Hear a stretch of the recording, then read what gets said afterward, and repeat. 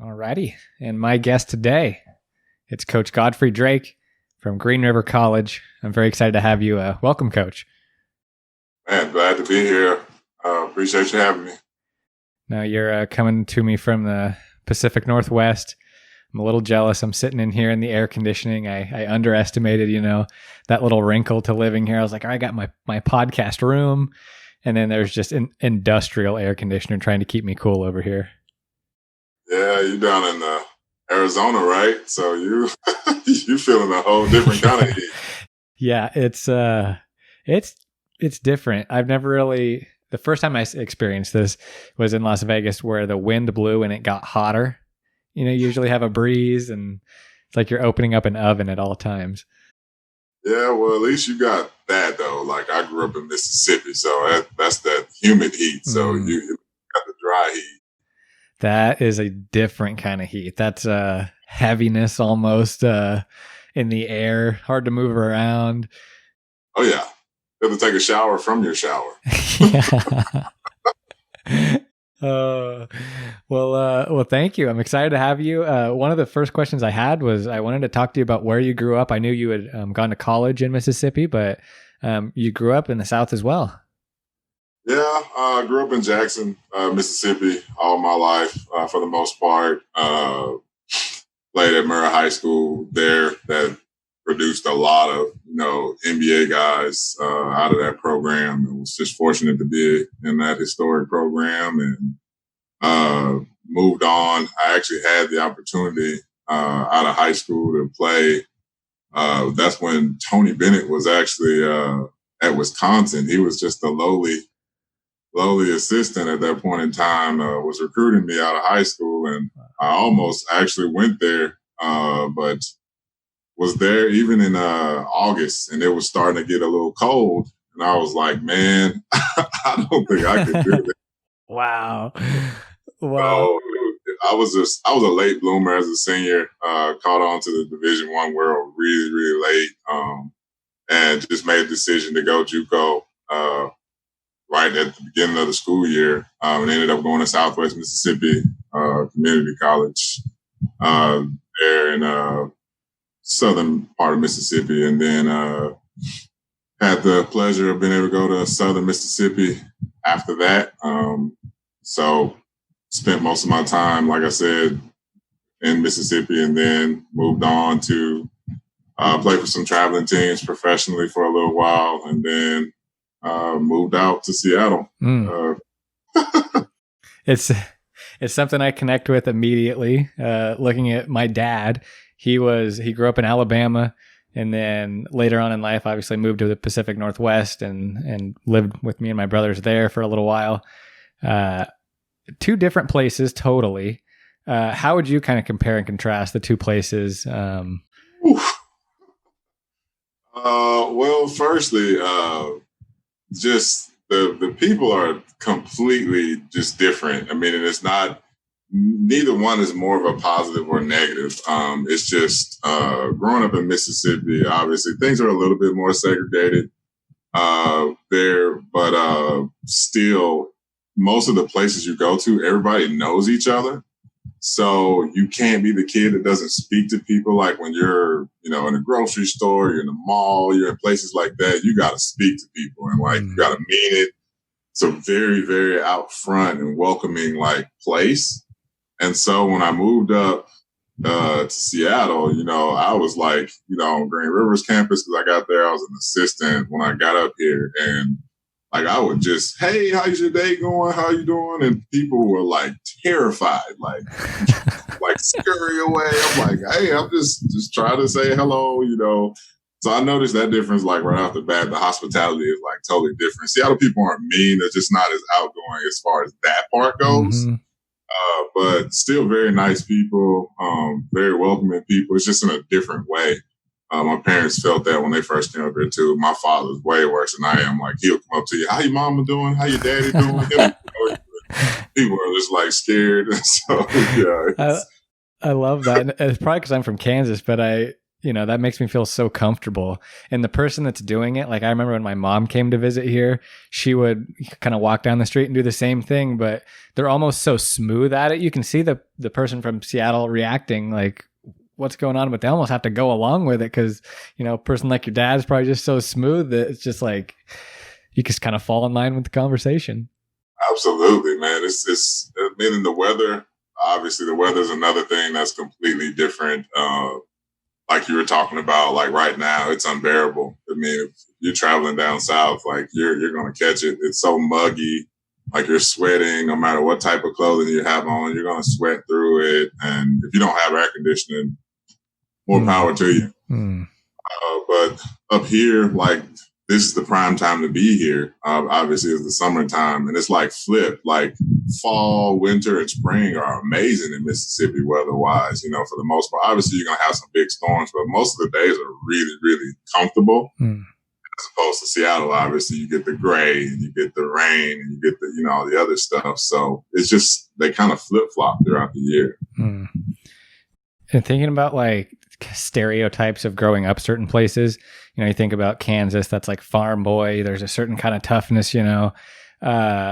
What about Mississippi? Like what kind of stereotypes about people that grow up in the South? Is a certain toughness there also?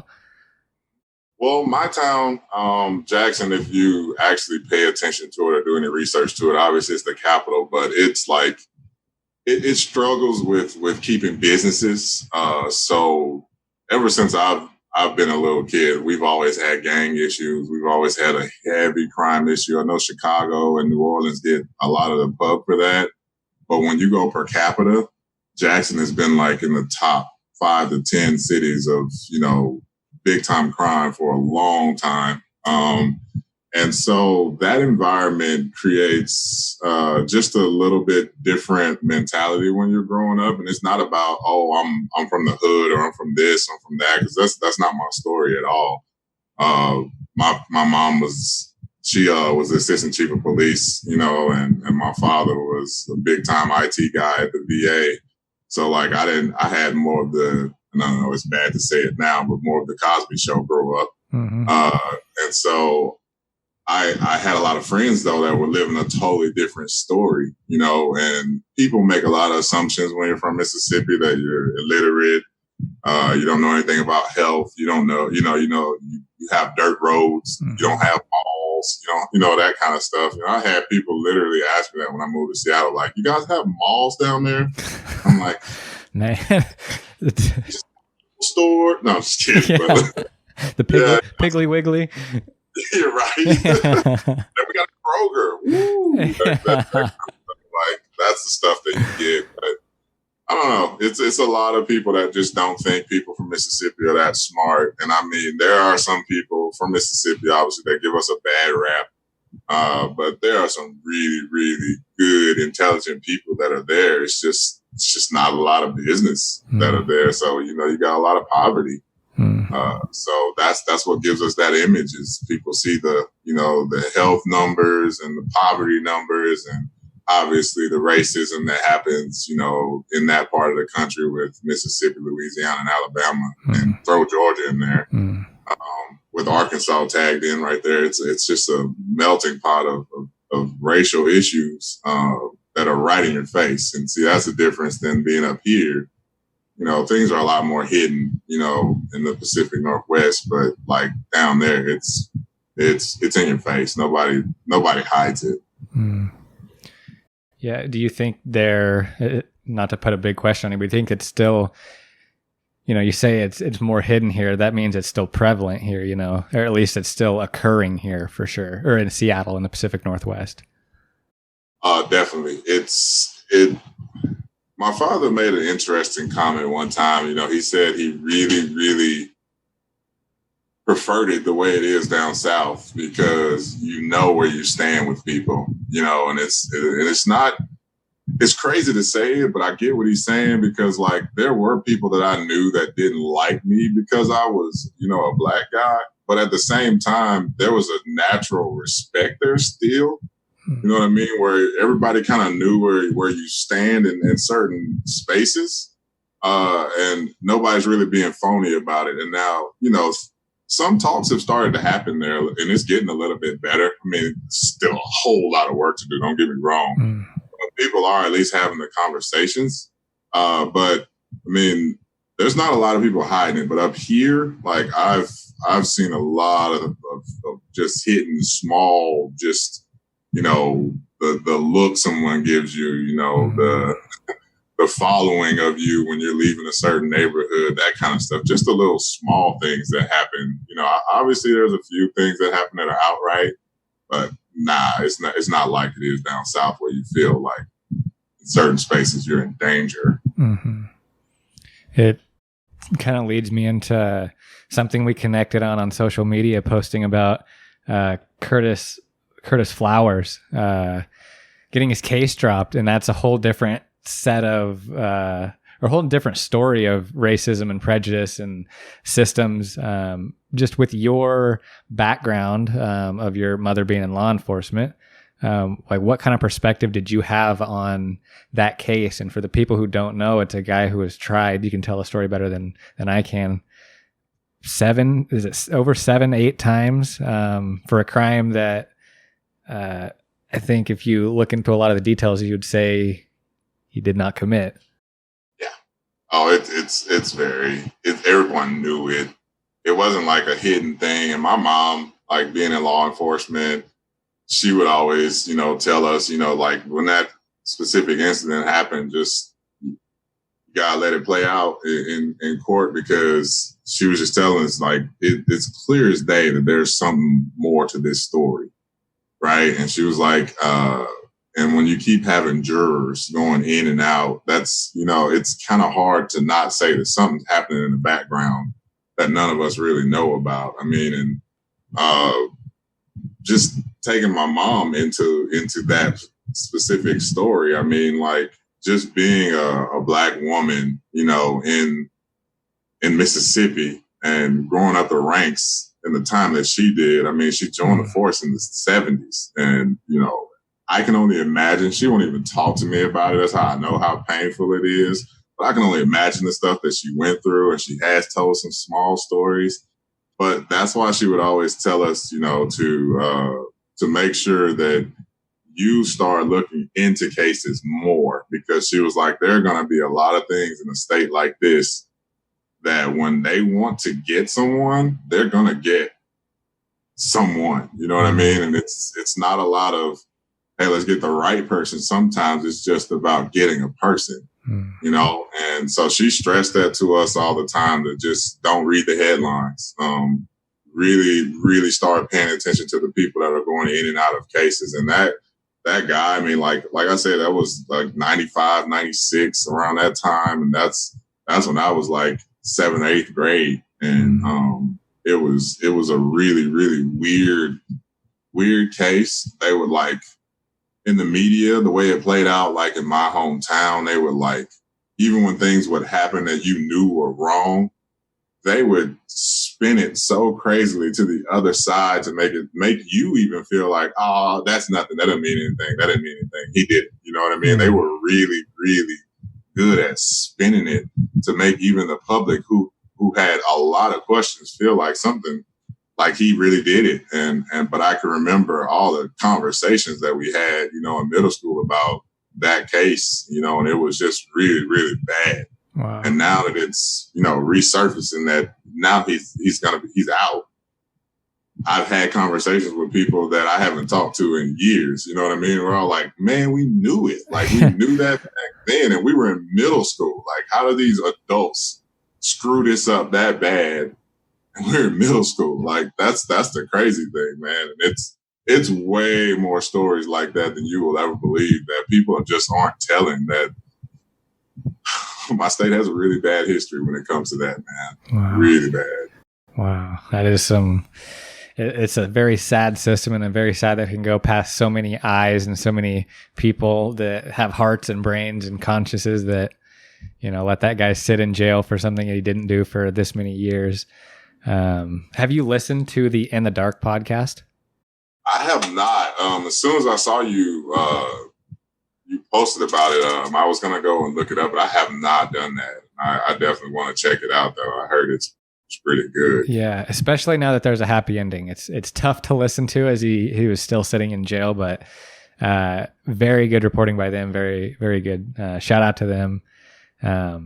But kind of thinking about how basketball plays into this, as you're young, growing up in Mississippi, how is basketball introduced to you? How do you fall in love with the game? So Mississippi had a really, really great time of basketball when I was coming through. So like probably when I was 4, Chris Jackson, who we all know as Mahmoud Abdul-Rauf now, was playing basketball at high school in Mississippi called Gulfport High School. And then he was playing against James Hollywood Robinson, who ended up playing at Alabama and ended up going to the NBA. But he played at my high school, Murrah High School. And we had some legends come behind him, right behind him at Murrah. You had Lindsey Hunter, who came through right after that. We had Ryan Lothridge, who ended up playing for the Warriors for a little while. And then he was only there for like 2 or 3 years, but he made it to the league. And then Ophella Harrington, who went to Georgetown, Ronnie Henderson, who played at LSU during the time, right after Shaq left. And we just had a string of guys. It was just incredible time for Murrah High School basketball, and they were winning state titles. And it was just crazy because I lived up the street. So you have all these guys that are just, all you're seeing is people go to the NBA and you're like, oh, this is what it is. You know what I mean? Camps, and these guys are at, because then the parks were popular.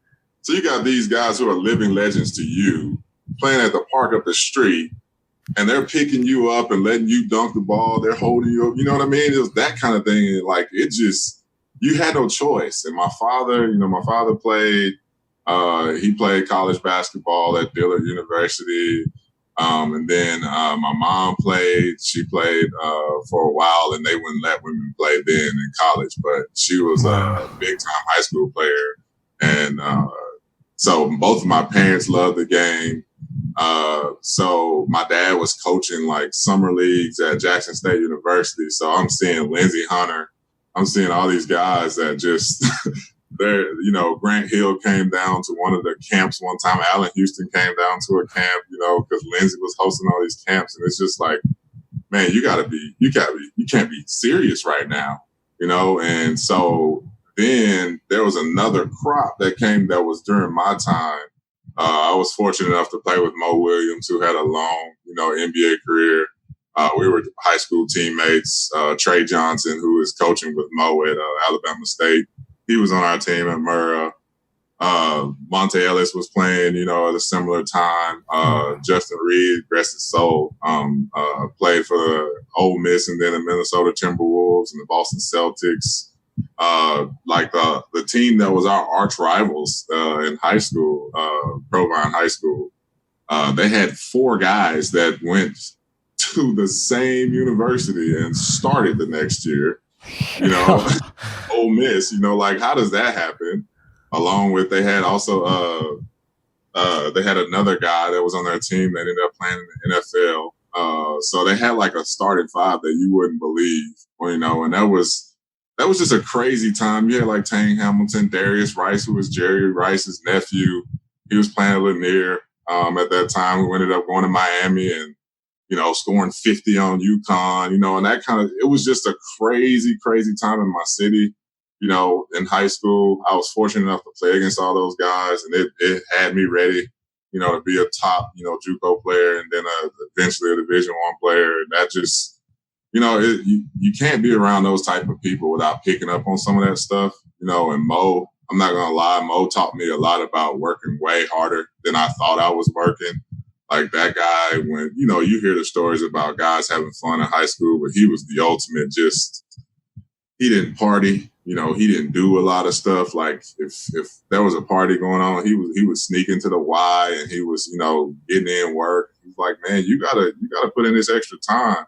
Once I saw how he was working, I was like, I'm not even close to doing that, so I need to step my game up. So he helped me out a ton, and that just set me up for success. And kind of the way I coach and approach basketball now has a lot to do with my interactions with all those guys, because that was just a crazy time, and not to mention you got Travis Outlaw and Al Jefferson, you know, on the outskirts. You know what I mean? Like, it was just a crazy, crazy time for Mississippi basketball during that time. Have all those guys at the same time, all of us the same age. So that was really cool.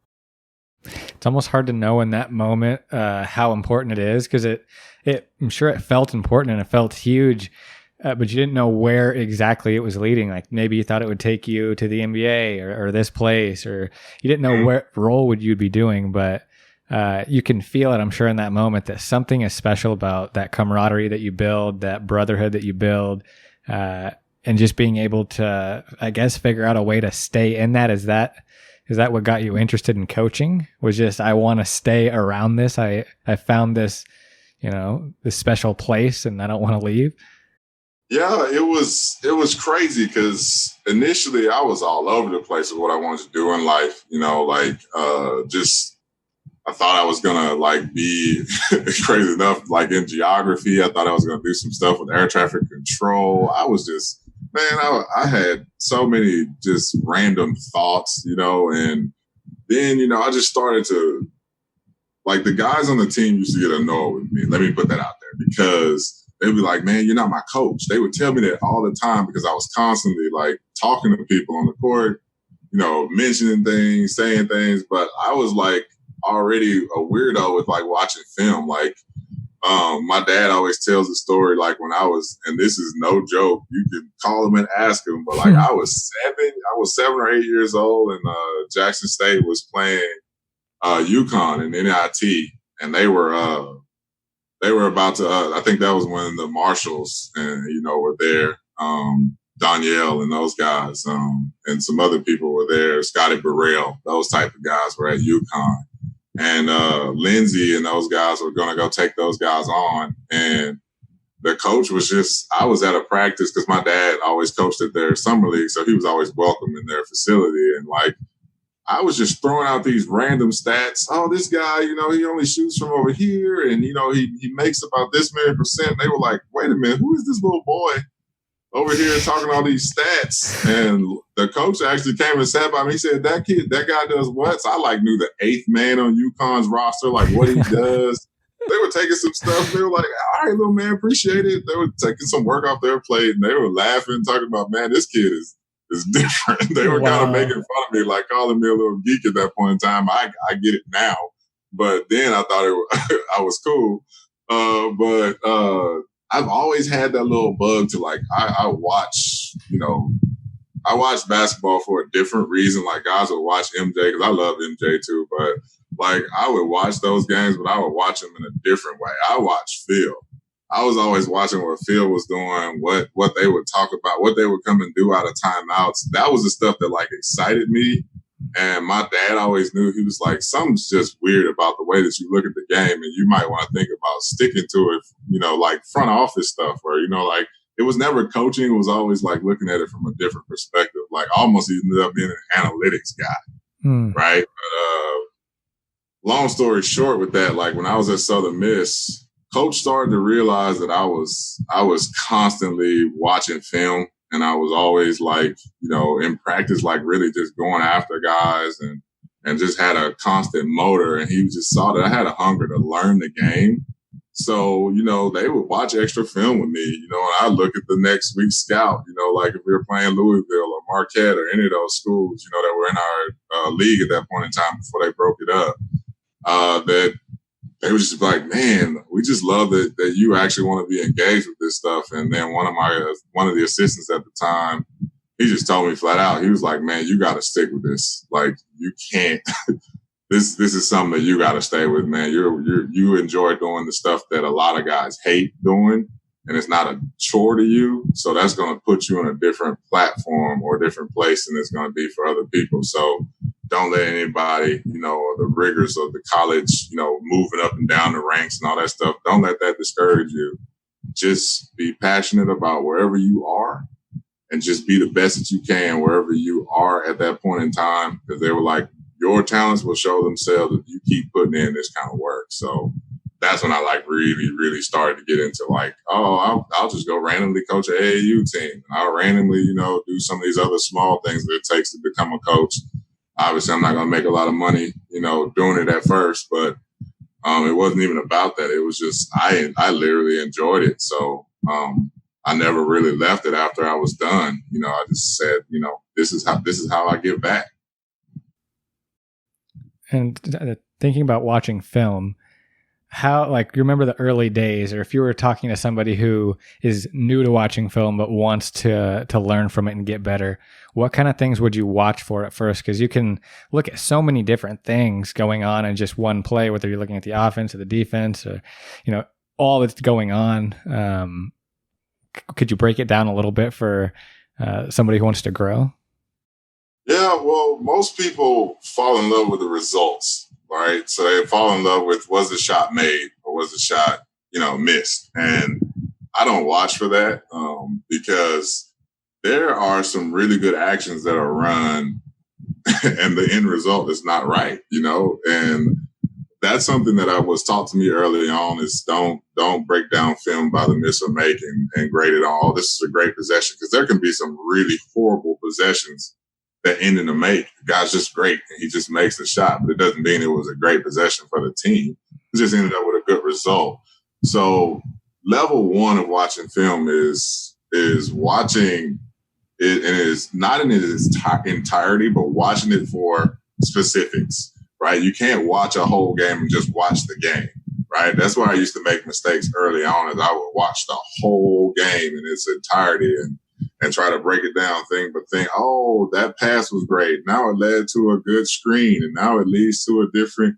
No, I had to start watching it very intentional. If you want to be a great film watcher, you got to be intentional about what you want to watch. Either you're watching a specific player or you're watching for specific things on defense, right? Like, I want to watch our closeouts this game, right? Forget everything else. I'm only going to watch our closeouts, right? I'm going to watch us against this certain action, right? I'm going to see how we handle, if it's a team that offensive rebounds really well. How many times did we get tags on those guys that they were trying to come in there and get offensive rebounds, right? Do we need to improve on that this week? Do we need to, I know maybe we shot it well, but still we weren't getting the looks that we wanted, right? Because that's a classic mistake that early on in your coaching career, you can look and you go, oh, we went 13 for 21 from three. Our offense was really working tonight. And then you go back and you actually watch it, and 7 of those shots were terrible shots, and they were at the end of the shot clock. They were really bad. The offense kind of grinded to a halt, but you just had one of those nights where you couldn't miss. A lot of coaches will grade that as great, oh, we survived. We made it. Obviously something was going right. I really go back and I dissect our wins harder than I do our losses, because sometimes your wins really are losses, right? Mm-hmm. Sometimes they can give you this false sense of security that your team is really good when it's not. Sometimes you just surely, impose your will on another team sometimes and get a dub, but that doesn't mean that it's going to lead to future success. So we grade it totally different, so if I could give anybody advice that's really, really working on their film skills, it's be really particular about what you're looking for and only watch that. And then when you want to watch something else, only watch that. It's really hard to multitask while you're watching film and do it at 100%, right? So it might take a little bit more time, but I feel like if you want to be great at something, the time factor has to be out of the window. He's a true professional. I was going to write some things down as you were going there. That was awesome. And another thing I had read about you that had piqued my interest was you had got a sports administration degree. Is that right? At the University of Southern Mississippi. Yeah, what went into that? Like, what is that like? What did you take out of that? I'm sure you can't just pick one or two things, but that's an interesting degree. Yeah, it's something. I wasn't even majoring in that when I first got there. I was actually majoring in education, which I still work in education right now in the Bellevue School District. But what I took from that degree, when I saw that they actually offered it, you could do a multitude of things in that department, right? If you want to be, in sports med, if you wanted to be, in this front office doing, that kind of stuff at a college, at a high school, it gave you a lot of flexibility. If you wanted to stick with sports, the amount of different things that you could do. In the end, you had to specialize in something, right? You couldn't just leave with a sports admin degree and didn't have it clarified as to what you were leaving in sports to do. And I left with mine in coaching at that point in time. But now I just recently, 3 or 4 years ago, got my master's degree from Concordia to do the whole sports admin thing, to where I can do a multitude of things in a college, office, professional office, any type of sports, avenue. I pretty much have it covered now. But it just intrigued me because, some of the people that were leaving, especially like the guys that left Southern Miss that went on to play like in the NFL and stuff, were getting that degree. And then I saw after they were done, they were doing a lot of different things in the community and high schools and colleges that I was like, man, that's something I could see myself doing for a long time.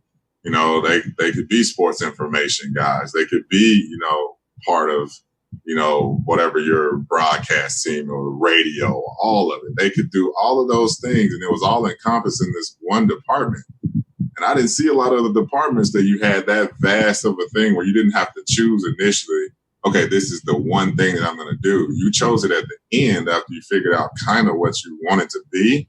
So you had that 2 years during that major to really figure out who you are, and you had to do a bunch of different practicums, to really get yourself, prepared for whatever it was. So I did my practicum in coaching. So I coached the AAU team. And I had to figure out, they were not playing around. It wasn't just like, okay, throw these kids out there and you're just going to coach them. No, I had to come up with, how we're going to market these kids, how we're going to brand, how we're going to, everything to the T. They made sure I did it in a very, very professional way. And it showed me that, man, coaching is like the actual sideline stuff is 20% of what really is going on, and that's when I learned really early, the fun stuff, you got to enjoy it while you can, because the 80% is the stuff that you got, you really got to love that stuff, man. You got to love budgeting. You got, you got to love the phone calls. You got to love talking to parents. You got to love, all of it. You got to be able to explain yourself too. So I really learned a lot from that program. That program is really strong. There's a lot of people down south that go to Southern Miss for that very reason. It's a big time program. Wow. Yeah, you're thinking sports administration, and then you're doing public speaking and management and budgeting. You're like, man, where's the court? Where's what's happening right now? I want to coach these kids. What's up with all this other stuff? Yeah. That's always how it is, though. There's a lot that goes into it. The management part, I think, is a lot. And that's something you working at Green River as an assistant and now as the head coach, you've seen the different dynamics. And is there something, this is jumping ahead a little bit, but is there something that you wish you would have known as an assistant coach that you now know as a head coach that would have made you a better assistant coach? That makes sense at all? I don't know anything. That's what I wish I would have known then. I don't know what I think that it's very easy when you're sitting in that seat to second guess, what's going on. And, I think I would have done this, or I think I would have done that, and it's easy to do that when, if you lose, nobody's going to say anything to you specifically, right? I didn't know what moving that I know people talk about it, what moving those 6 inches over, just to the right of you can do. But it's a big move, man. It's a huge, huge difference. I wish I would have known then to be a little bit more invested in developing all of those aspects. I wish I would have asked more questions about, Tim Malroy was the guy that was my mentor during that time, who was the head coach at Green River during that time. And he's down at Evergreen now, coaching there. But it was, I wish I would have asked him then, man, how do you handle, all the budgeting piece? How do you handle, when we don't have enough money, but we still need to get warm-ups, or we need to, How do you handle when your team's in a little bit of a funk and you lose some games that you weren't supposed to lose? And, those types of things. And how do you talk to your AD when they have an expectation that, you don't feel, it should be an expectation, that kind of thing. Like, how do you have those conversations? I didn't really understand those things. I just thought those things just kind of handle themselves, because you don't see it. As an assistant, you're really shielded from most of that stuff. So you don't really get it. And then when I got into it, it's a total shocker, man, of how much extra stuff goes into being a head coach, and I realized how young and naive I was during that time where I wasn't asking the questions that I should have been asking. I mean, I was a sponge. Now, don't get me wrong. I did ask questions, but there were questions that, that I kind of knew were out there that I thought I could just figure out on my own that I definitely should have asked. It's a hilarious comparison to make, but it reminds me of going from an assistant manager to managing a retail store. Like, as an assistant manager, like, very easy to be critical, but you're playing like a role. You're playing this specific role, and there's a lot that you're being shielded from. And then, when you jump up to being the manager, it's like, when you're the assistant manager, you're answering to the manager, and you're like, I wish I was a manager. I wouldn't have nobody to answer to. I could be head honcho. And I'm sure even in your position, you're like, once I'm the head coach, less people to answer to. But then you realize, well, more people to answer to. There's everyone to answer to now. The boosters, the parents, the players, the this, the that, the trainers, the everything. Everyone has an opinion, and you hear everyone's opinion. And everybody's problem is now your problem. Like you say, the emotional stuff comes into play. And that little 20% of basketball, you're savoring every time that's happening. Absolutely. And that's the tough part, man. It's just, I wish I definitely would have asked more questions about that, because as an assistant, the players love you. Like, you're not the guy yet. So, like, they still are comfortable. And at that point in time, my first year as an assistant there, I was 25, so I'm still with them and I was still playing. So, like, I'm giving these guys business and practice and kind of going at each other, talking. You got that stuff going on. So I'm more of a buddy to them, than that kind of figure. And so I didn't realize how that dynamic shifts when you become the head guy. And all of a sudden, those guys will talk to you. They love you. Your players respect you. But there's still that barrier there where they know they can't go to full 100 with telling you everything, because at the end, you're the guy. And that they feel like, oh, he can hold that against me, even though you can tell them all you want. That will never happen. I'm not that guy. I'm not that dude. They're always going to have that natural resistance to, you're the guy. It's just like in a family dynamic, mom and dad, they can tell you all you want that, it's an open door policy. You can tell us anything. Kids still aren't going to give you the full 100%. It's not going to happen. It's just going to happen. So that was a really tough thing for me, because I'm a big time relationships guy. My players still love on me now, but I still notice a difference though from when I was an assistant. Like, they loved on me way differently as an assistant than they did when I was now as a head coach. It's so you got to be okay with walking in that room and knowing that guys are a little bit more at attention. They're not going to give you their full answer all the time. It was a tough pill to swallow my first year, as a head coach. That was really hard. And is it as different as it is? Is it gratifying in a different way? As with all, great responsibility comes a great pressure and all of that.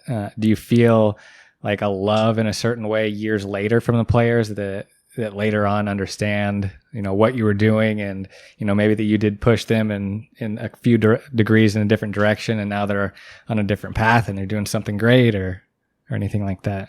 Yeah, just take for the 4 years that I was coaching high school, those guys are now like 24, 25 now, that were, seniors or juniors when I first started.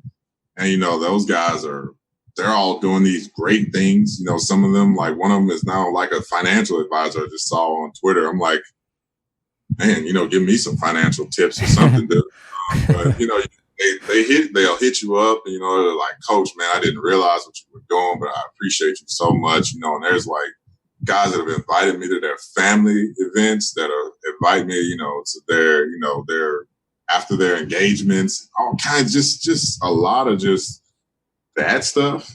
And then like the guys that I coach, my first year, at Green River, some of those guys are, like coming to the end of their college experiences and that kind of stuff. And those guys talk to me.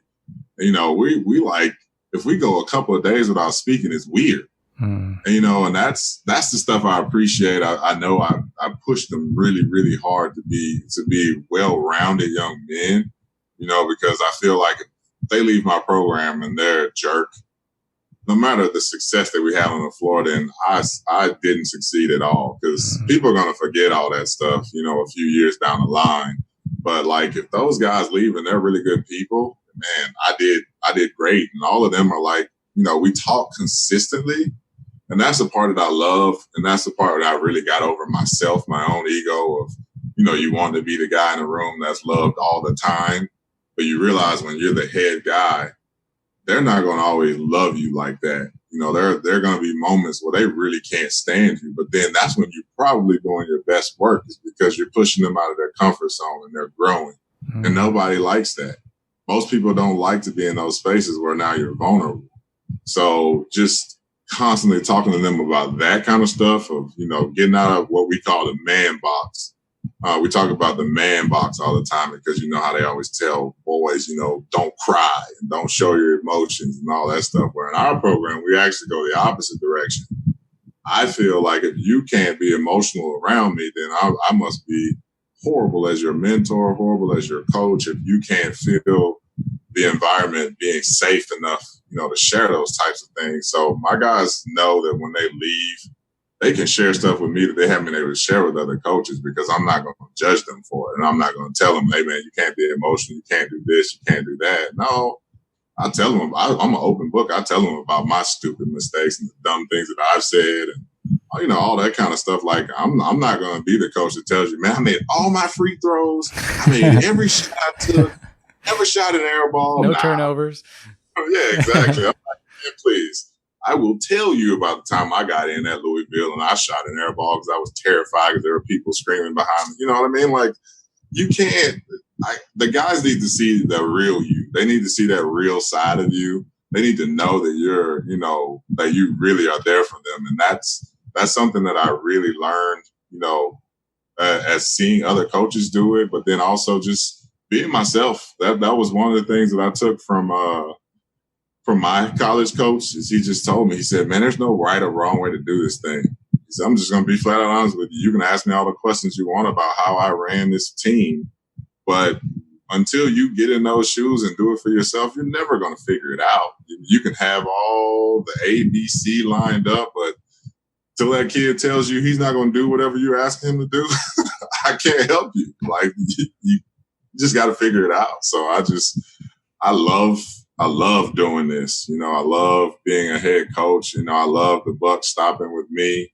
I feel like I paid my dues to be able to do that. So I've gotten over that that need to be loved every 5 seconds like you are as an assistant. And you mentioned the outside noise.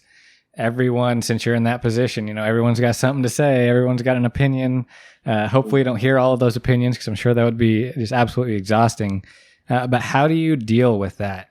I'm sure it's something you even have to deal with, your teacher players how to deal with, is just outside noise, whether it's literally in the gym during non-COVID times, to all the different people that want them to play a certain way that are probably different than the way you want them to play and the role that you're trying to get them to buy into. It's a lot of emotional stuff and psychological stuff, it seems like. Oh, it's tough, man. I'm not gonna lie. That's one of the biggest telltale signs of knowing whether your team's gonna be special or not. Is how do you deal with, just starting with the closest people to you. Like, how do you deal with mom or dad telling you they don't like your role that you're playing, or how as a coach do I deal with a parent, not being happy? You know, it's the college level and everybody says, oh, you don't really deal with parents. You still deal with parents. I mean, you say all you want, you only do that at high school. I mean, I don't have the conversations that I would have in high school where, you got to, talk to parents a little bit more. But in college, I mean, you still got some vocal parents sometimes that still are going to speak their minds, and you can't hold that against the guy. But you got to teach them how to, are you doing this for you? Or why are we doing this? And I had to learn that for myself too, because again, as an assistant, parents like you.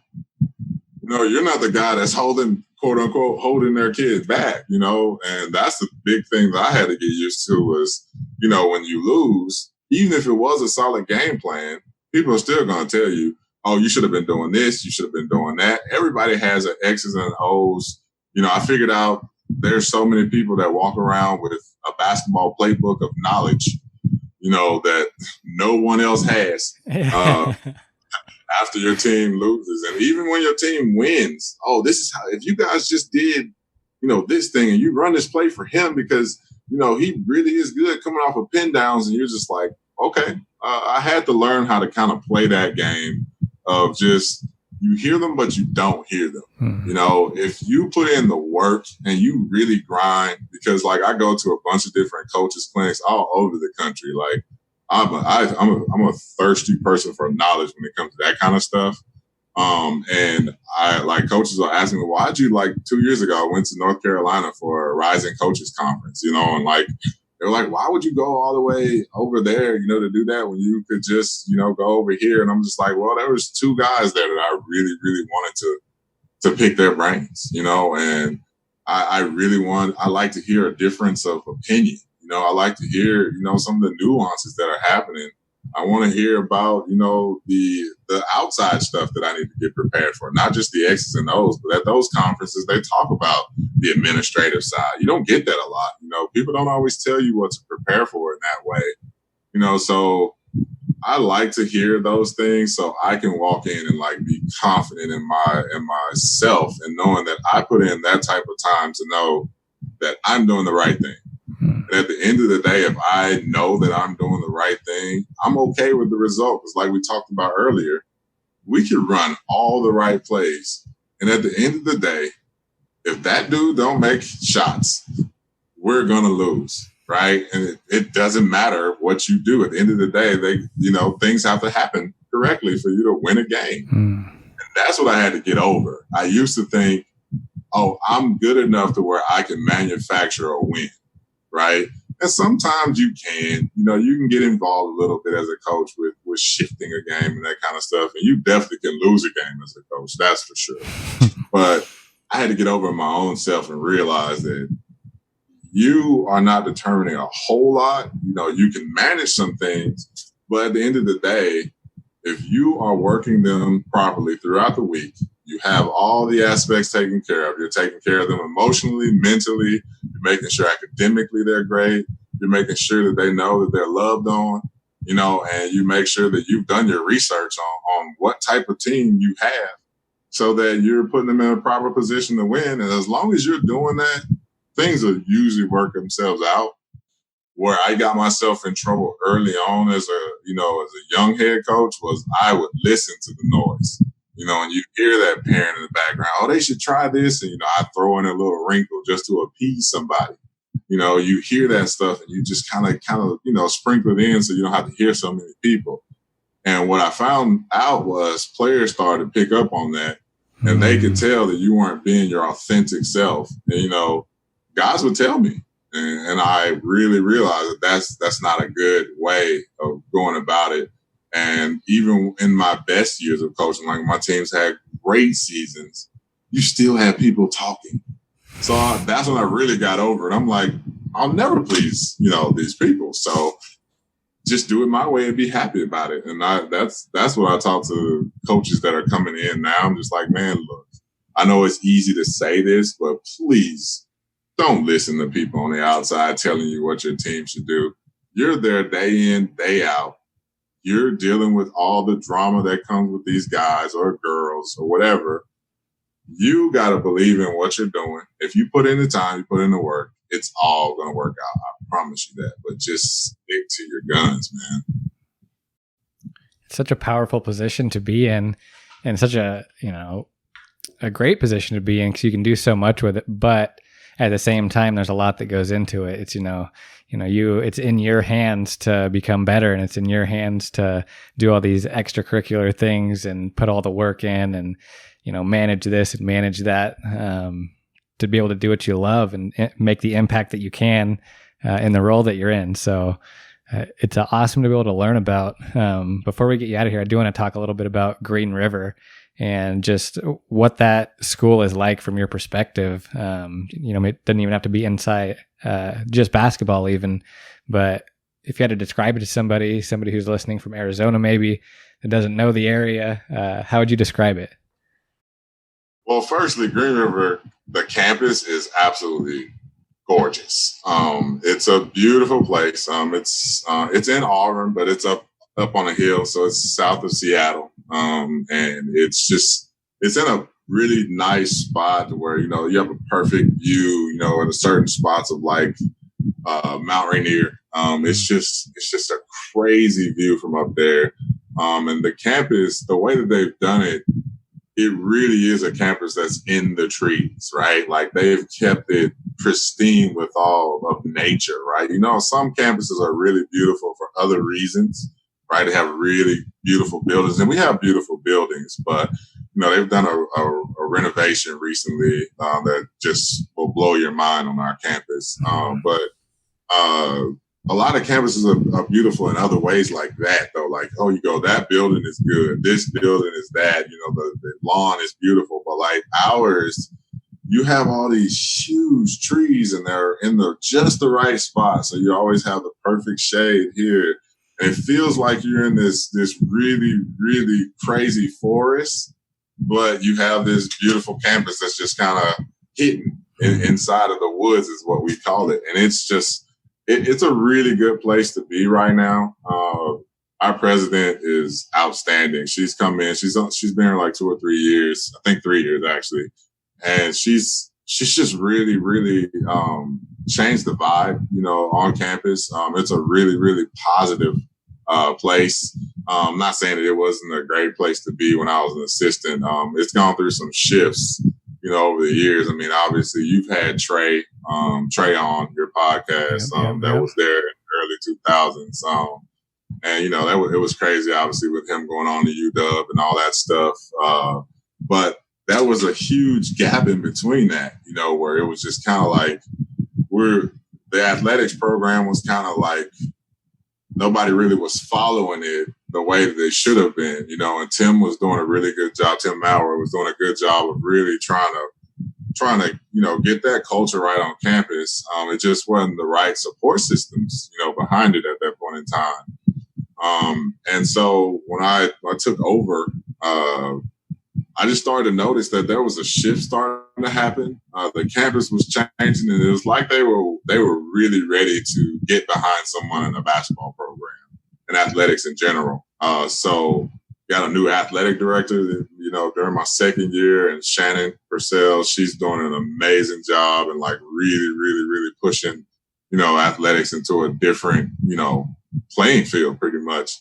Has some really great ideas, and we work really well together. And the campus is just, they're really, really like trying to get behind us now. Like you see the international programs really pushing their kids to be at the games. And, they have a big, big international program. We have an incredible population of students. Green River has 3 different campuses. You have actually 4 now that I think about it. You have the Kent campus, you have our main campus that's on the hill in Auburn, but then you have one that's in the valley part of Auburn now, and you have one out in Enumclaw. So Green River is growing like crazy, more than 10,000 students now, and just the programs there are amazing. And then just our basketball program now, after now having multiple winning seasons in a row now, which hasn't happened in a while, and like the girls program is starting to get it together. We've hired all these new coaches now. So there's like a culture shift in the youth of the coaching staff. Like as soon as I got there, I was like the youngest guy, and now I'm like almost the oldest guy, which is weird because I'm not old. It's like now I'm all of a sudden like the mentor guy, with some of the guys that have come in, and it's a hidden gem. It's in a sweet spot. You got Fed not too far away. You got Tacoma not too far away. You're not that far away from Seattle. Kent really is like right there. So you got this sweet spot for all these good, talented players that are right there. And it's just now we're starting to just really lock down our areas and really, really show people that Green River is a really special place, man. It's a special place to be. If you love on it, they will love on you back. So I'm enjoying myself there, man. It's an incredible time to be a Gator. As we call ourselves the Swamp Boys. We're really, really changing the outlook of what's happening in the NWAC right now. And I can only see, bigger things in the future because we're really fully committed to this program. Man, you're selling me on it. It's just, I'm a little homesick, but just hearing, seeing, I was doing research on you and seeing the trees and the campus and everything. And I was like, man, you don't realize what you have till it's gone. There's some sort of Southern band that wrote a lyric like that I can't pin down, but, just looking at that hoodie, I'm like, man, I got to give me some Green River gear, let people know down here in the Valley. And, the thing I usually end with is, a message to your community. With you having, a Southern community and now a Pacific Northwest community, if you can speak to each of them about the other, basically, give an endorsement to the people that dispel some stereotypes about the South and about the Pacific Northwest to the opposite side, if you don't mind. Yeah, so I'll start with talking to anybody else about the South. A lot of us do speak correct English.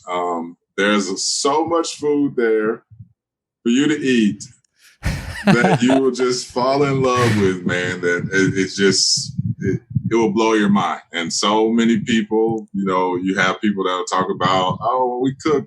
We have that Southern, the Southern food up here. You should try this place or try that place. And this is no disrespect. There's a lot of places I've tried in the Pacific Northwest that have some really good Southern food. But it's just nothing like when you're actually down there and someone's grandma is cooking for you. It's just a totally different feel. It's totally different when you go to a potluck. It's totally different than a pregame when you're going. You're at a tailgating party, at a Jackson State University game, or you're outside of an LSU game and everybody's cooking, crawfish balls and all that kind of, it's just a different feeling. And the HBCU bands, it's just a totally different thing that you will just fall in love with the South for those very reasons. Like football games are just totally different. It's just a totally different feel. It's amazing. It's something I totally miss. It's something that I would tell anybody in the Pacific Northwest. If you've never been to a HBCU football game, you have missed out on one of the 7 wonders of the world. I'm pushing that into the 7. Something else has got to go. That's one of the 7 wonders. Taking one out. Taking one out. Sorry, one of you got to go. I haven't figured out which one yet, but one of it's definitely go to a Jackson State University football game and you will find yourself falling in love with HBCU bands and football. It is an amazing experience that I would tell anybody. And on the flip side, I would tell my Southern compadres, first of all, I do not speak bougie now because I've been up here too long. It does not rain every day, and the rain is not the rain that happens down south. It's not the same kind of rain. You can I do stuff in the rain up here, a lot of stuff in the rain up here. It's pitter patter is what I call it. It's just a little tap, tap, tap, tap, tap rain. And and it goes away. It's not like down south where it starts to rain and now you can't even drive. You got to be on the side of the road because it's like a typhoon. You're from Kansas, so it's a different kind of rain. But it's the most gorgeous place I've ever been to. Like, Seattle, hands down, is the prettiest city that I have seen in the country. I don't want nobody tweeting me or anything. Hey, what about this city or that's? Look, man, I'm just telling you, I've been to most cities in this country through my travels with basketball, and I have never, on a clear day, there is nothing like Seattle. Nothing. My mom and dad like saw it on a clear day and like just couldn't believe it. You know, I've never been to a state where you can be this close to the ocean while having this huge mountain in the background. You go over a pass and now you're going into desert area. You know, you got ski areas too. You got windmills, you go this way, you got all these crazy lakes, and then, you got Canada right above you. So Vancouver's right there. You got Portland right down below. It's such a sweet spot. So anybody in the country that's trying to figure out, should you travel to Seattle? It is a must. You have to come here. I am so glad that my dad told me that I had to get out of the house, and he picked a spot on the map and said, okay, Seattle seems like a cool place. Go for it, son. That was the biggest Wow. that ever did for me. That was pushing me out of the house and making me go to Seattle because, man, I have not looked back since. It's an amazing place. Man, that was beautiful. It couldn't have been done any better. Shout out to your dad again for kicking you out or moving you out or encouraging you to get out. Those dads are, you wonder why at sometimes, but when you look back, you're like, man, I grew a lot. They wanted to do the right thing. And sometimes that's pushing you and moving into a 1-bedroom house so you don't have a place to go. As my dad did, there's no place. You better do right. But Coach Godfrey Drake, thank you very much. This has been a great conversation. Your insight into not only the whole coaching aspect, not just basketball, but everything that goes around that, I think is going to be valuable to the people that listen, to the assistant coaches that listen, to the fans that listen, players that listen, and then just who you are as a person. It's been great to get to know you, and I look forward to having you on again. Absolutely, man. And I just want to give you a shout out. I hope a lot of people that watch this podcast know how many people have been there with you from the beginning. I've watched, Jeremy Grove from his first episode. I was just like, who is this guy? He keeps getting all these people. Who is this guy? And then you see Jamal and all those guys on here, and I'm just like, man, this guy got it. This guy's got something special. So I hope people continue to follow you. Because you've done an outstanding job, and I just appreciate you allowing me to be in your space, man. That's an honor, man. And hearing that from you makes me feel that much better. That's the only thing that gives me confidence is the people that believe in me because I believe in them. So shout out to you, and we'll talk to you soon. That's what I'll say. Absolutely.